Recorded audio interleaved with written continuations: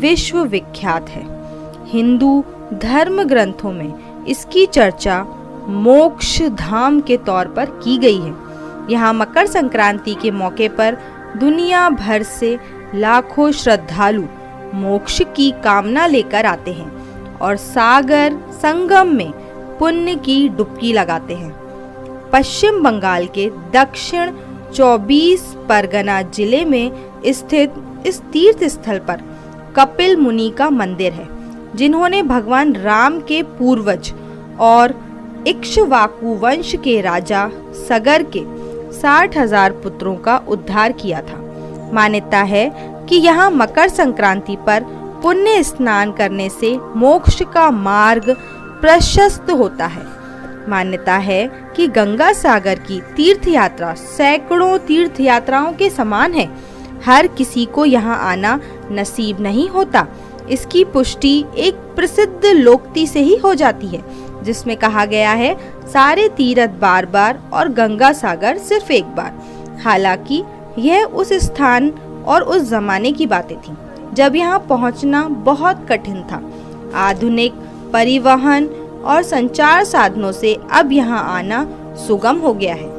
ऐसी मान्यता है कि ऋषि मुनियों के लिए गृहस्थ आश्रम या पारिवारिक जीवन वर्जित होता है, पर विष्णु जी के कहने पर कपिल मुनि के पिता कंदर्म ऋषि ने गृहस्थ आश्रम में प्रवेश किया, पर उन्होंने विष्णु भगवान के समक्ष शर्त रखी कि ऐसे में भगवान विष्णु को उनके पुत्र रूप में जन्म लेना होगा।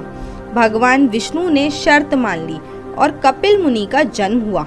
फलतः उन्हें विष्णु भगवान का अवतार माना गया है। आगे चलकर गंगा और सागर के मिलन स्थल पर कपिल मुनि आश्रम बनाकर तप करने लगे। इस दौरान राजा सगर ने अश्वमेध यज्ञ आयोजित किया। इसके बाद यज्ञ के अश्वों को स्वतंत्र छोड़ दिया गया।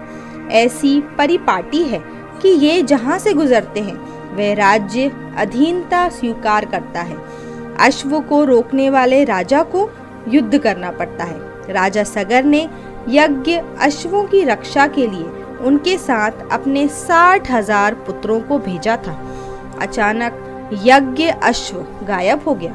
खोजने पर यज्ञ अश्व कपिल मुनि के आश्रम में प्राप्त हुआ।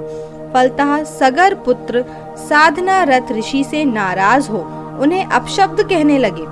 ऋषि ने नाराज होकर उन्हें श्रापित किया और उन सभी को अपने नेत्रों के तेज से भस्म कर दिया। मुनि के श्राप के कारण उनकी आत्मा को मुक्ति प्राप्त नहीं हुई। काफी वर्षों के बाद राजा सगर के पौत्र राजा भागीरथ कपिल मुनि से माफी मांगने पहुंचे।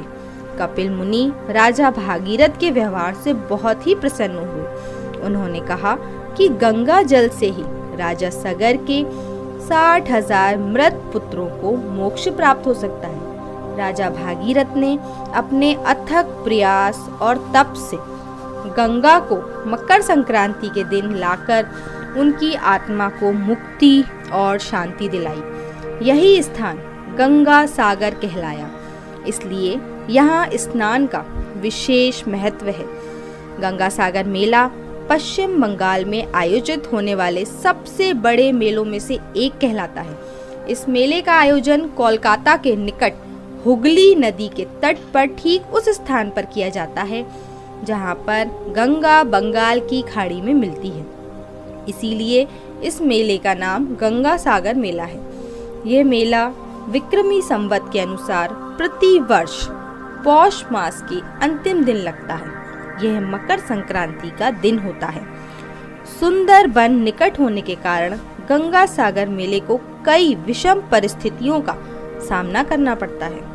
तूफान व ऊंची लहरें हर वर्ष मेले में बाधा डालती हैं, परंतु परंपरा और श्रद्धा के सामने हर बाधा बौनी हो जाती है। गंगा के सागर में मिलने के स्थान पर स्नान करना अत्यंत शुभ व पवित्र माना गया है।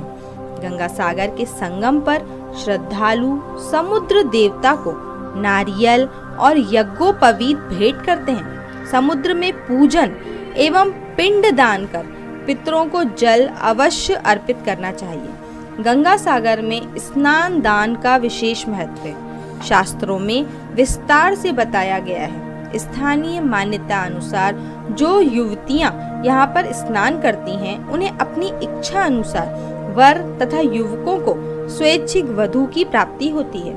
अनुष्ठान आदि के पश्चात सभी लोग कपिल मुनि के आश्रम की ओर प्रस्थान करते हैं तथा श्रद्धा से उनकी मूर्ति की पूजा करते हैं। मंदिर में गंगा देवी, कपिल मुनि तथा भागीरथ की मूर्तियां स्थापित हैं। तो फ्रेंड्स, आप सभी को हमारी ये कथा कैसी लगी? नीचे कमेंट करके ज़रूर बताएं।